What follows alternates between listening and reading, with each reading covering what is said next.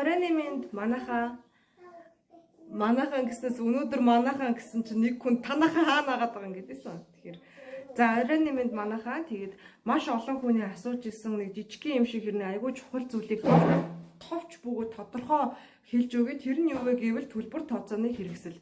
За ер нь бол хятадууд бэлэн мөнгөөр төлбөр тооцоо хийх болоод бэлэн мөнгөтэй харьцах ерөнхийдөө ол нэлийн дургу болчихсон гэд би хэлжсэн. Тэ ер нь байнга хэлээд байгаа. Тэ ер нь л такси макси дуудахад бол бэлэн мөнгөөр энэс 2 эрэлтийн өмнө хэрэг хавар ирэхэд бол бэлэн мөнгөөр такси дуудаж болдог байсан чинь энэ удаад болохоор бэлэн мөнгөөр такси дуудах сонголт юусоо байхгүй болцсон байлээ. Тэгээд тэгэхээр юугаар төлбөр тооцоо хийгээд байгаа юм бэ гэвэл 2 хөлбөр байгаа. Нэг нь болохоор WeChat буюу Weixin, тэгээд нөгөөх нь Alipay буюу Zhifubao. За энэ хоёроор төлбөр тооцоо ер нь бол хийж байгаа. За тэгэхээр энэ нь их давуу талтай, төвөгтэй юм шиг хэрнээ давуу талтай, танд ч амар хятадуудад ч гэсэн энэ маань бас илүү амар хялбар байдаг. Яагаад тэгэхээр танд ингээд Zhifubao байгаа юу, тэ Alipay байгаа юу гэдээ асуух юм бол болон Koi ерөөсөө шууд болон гэдэг айгүй дуртай хүлээж авдаг. Тэгэхээр за тэгвэл бид нар алийг нь сонгох вэ гэх юм бол WeChat-аар та өөртөө данс үүсгэх мөнгө оруулах бол боломжтой. Гэхдээ их төвөгтэй учраас Alipay-ийн одоогийн байдлаар монголчууд бидэнд бол хамгийн хурдан бөгөөд амар боломжтой арга байгаад байгаа. Тэгэхээр энийг хэрхэн хэрэглэх үү гэдэг аргыг зааж өгье. За iPhone хэрэглэдэг хүмүүс болоод Samsung хэрэглэдэг хүмүүс, Android утастай хүмүүстэй. Тэгэхээр App Store болоод Play Store-оос энэ Alipay гэсэн хэсгийг бол одоо энэ аппликейшнийг бол татаж авах хэрэгтэй. Одоо энэ нэг цэнхэр юм байж байна. За Alipay өөртөө ингээд ийм онлайн данстай байдаг. Одоо энэ бол ийм өөр ингэсэн баланс үүсгдэг. Тэгээд худалдаа авалт хийхэд их амар байдаг гэсэн үг. За тэгээд өөрийнхөө утасны дугаарыг бол Монгол утасны дугаараар бол нээж болно. За мөн энэ дээр ингээд хэрэглэх тусмаа өөрөө membership үүсээд хөрхөн бос цол болгоод явцдаг байгаа. За мөн олон улсын виза картуудыг холбож болдгоороо давуу талтай байдаг. Тэгэхээр та төлбөр тооцоо хийхдээ өөдөөс чи хятад 2 төрлийн юм харуулна. Нэг нь WeChat-ийн QR код харуулад, нөгөөх нь одоо энэ Alipay-ийн QR код харуулдаг. Одоо Zhifubao гэдэг байгаа тийм. Тэрийг нь шууд скан гэж оруулаад оруулж болдог. За хэрвээ та хүн рүү мөнгө шилжүүлэх гэж байгаа бол тань руу бас QR код явуулна. Тэрийг нь бас скан гэж дараад альбом хэсгээсээ хин нэгэн хүний одоо QR кодыг ингээд явуулаад тэрийг шууд уншуулаад явуулчих болдог гэсэн үг.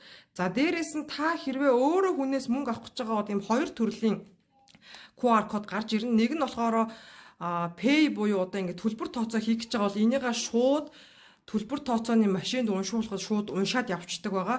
Нөгөөх нь болохоор Receive буюу одоо ингээд та хүнээс мөнгө авах гэж байгаа юм бол энийгээ явуулна гэсэн үг. Энэ нь арай өөр. Тэгэх юм бол энд танд одоо хүн энийгээ Save Image гэдээ дарахад таны альбом руу орчдөг. Тэрийг хүн лүү шууд явуулаад болоо. За тэгээд нэг юмыг анхааруулж хэлье.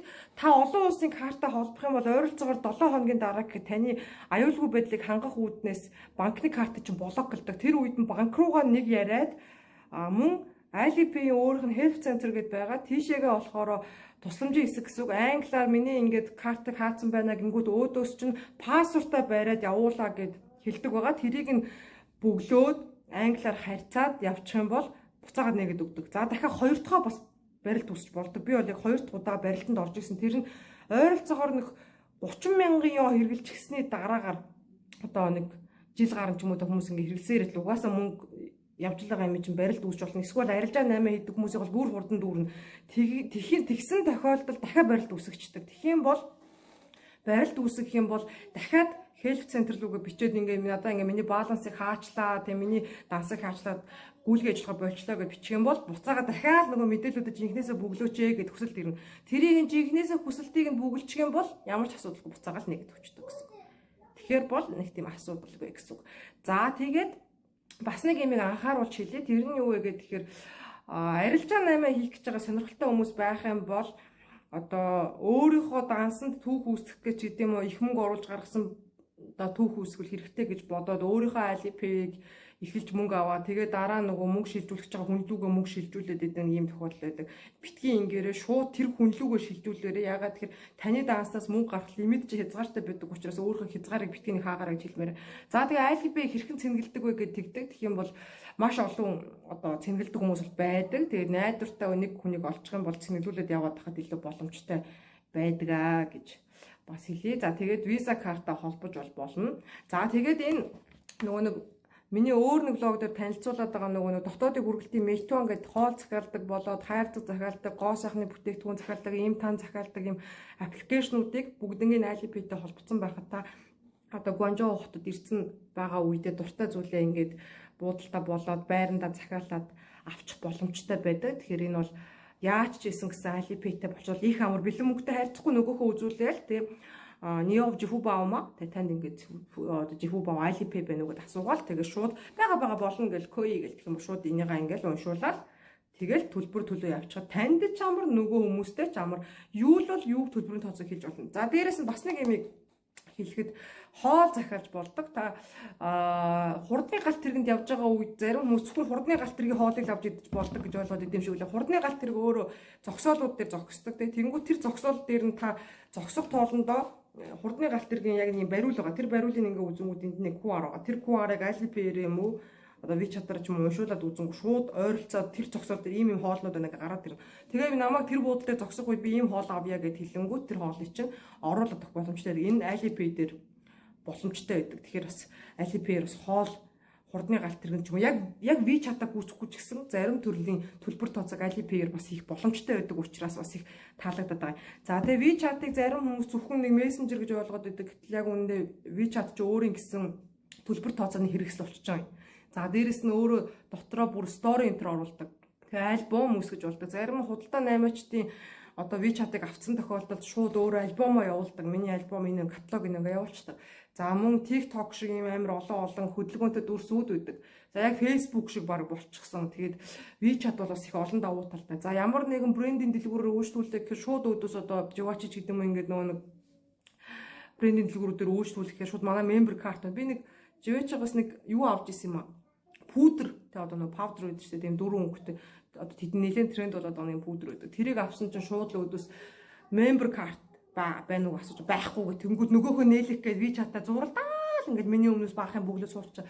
Тэгээ ер нь бол айгүй олон компани membership-ийг тэргээр үүсгэж болдог. Тэгээд ер нь энэ тэнд явсан суусан газар хин нэг хүн таалагдаад дахиж танд бараа бүтээгдэхүүн таалагдах юм бол ер нь WeChat-а өвчих гэд хэлгээд бол бас боломжтой. Тэгээ ILP байхад бол боломжтой нэг юм байгаа даахгүй.